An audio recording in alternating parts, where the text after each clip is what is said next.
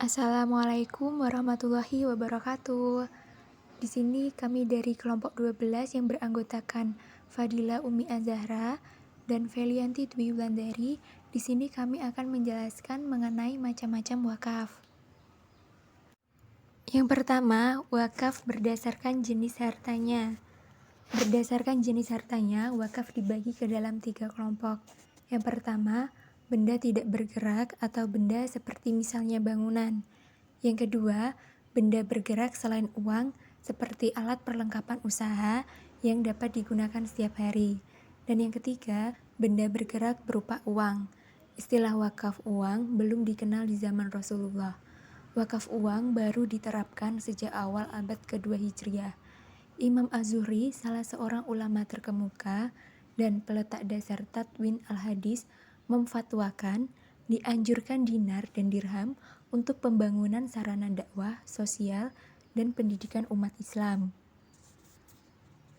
Dan yang kedua, ada wakaf berdasarkan tujuan. Berdasarkan tujuannya bisa dibagi menjadi 3, yaitu wakaf sosial. Wakaf yang bertujuan untuk kepentingan umum, bukan ditujukan kepada orang-orang tertentu.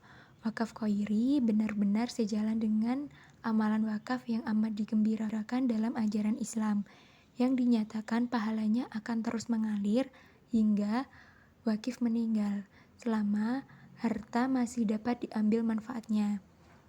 Yang kedua, wakaf ahli atau zuri.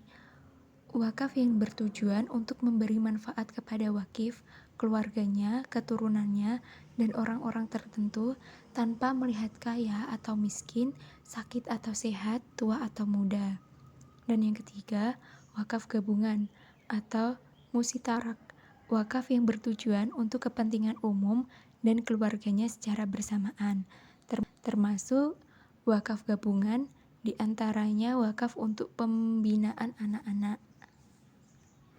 Wakaf berdasarkan batasan waktu dan ketahanannya. Wakaf berdasarkan batasan waktu bisa dibagi menjadi 2, yaitu wakaf abadi dan wakaf sementara. Yang pertama, wakaf abadi, yaitu barang yang diwakafkan bersifat abadi seperti tanah dan tanah beserta bangunan atau barang bergerak yang ditentukan oleh wakif sebagai wakaf abadi dan produktif yang sebagian hasilnya disalurkan sesuai tujuan wakaf, sedangkan sisanya untuk biaya perawatan wakaf dan mengganti kerusakannya.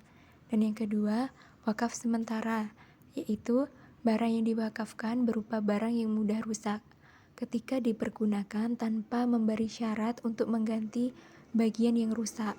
Wakaf sementara juga bisa dikarenakan keinginan wakif yang memberi batasan waktu ketika mewakafkan barangnya. Yang keempat, wakaf berdasarkan penggunaannya. Berdasarkan penggunaannya, wakaf dibagi menjadi 2 macam, yaitu yang pertama wakaf langsung, yaitu wakaf yang pokok barangnya digunakan untuk mencapai tujuannya, seperti masjid untuk salat, sekolah untuk kegiatan belajar mengajar, rumah sakit untuk mengobati orang sakit, dan sebagainya. Yang kedua, wakaf produktif, yaitu wakaf yang pokok barangnya digunakan untuk kegiatan produksi dan hasilnya diberikan sesuai dengan tujuan wakaf. Kelima, wakaf berdasarkan pola pengelolaan. Terdapat beberapa pola pengelolaan dalam wakaf. Yang pertama, pola pengelolaan program jangka pendek. Dalam rangka mengembangkan tanah wakaf secara produktif, satu hal yang dilakukan oleh pemerintah dalam program jangka pendek adalah membentuk Badan Wakaf Indonesia (BWI). Pembentukan BWI bertujuan untuk menyelenggarakan koordinasi dengan Nazir dan pembina manajemen wakaf secara nasional maupun internasional. Yang kedua, pola pengelolaan program jangka menengah atau panjang. Dengan mengembangkan lembaga-lembaga Nazir yang sudah ada agar lebih profesional dan amanah. Dalam rangka upaya tersebut, BWI yang berfungsi sebagai lembaga yang mengkoordinir perwakafan harus memberikan dukungan manajemen bagi pelaksanaan pengelolaan tanah-tanah produktif seperti dukungan sumber daya manusia, dukungan advokasi, dukungan keuangan, dan dukungan pengawasan.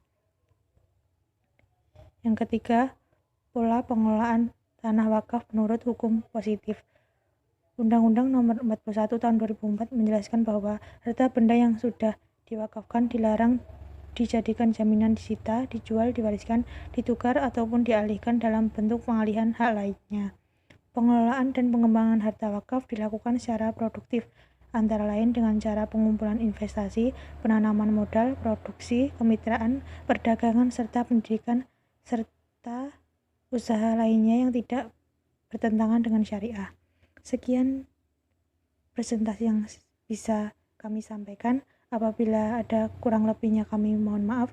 Wabillahi taufiq wal hidayah. Wassalamualaikum warahmatullahi wabarakatuh.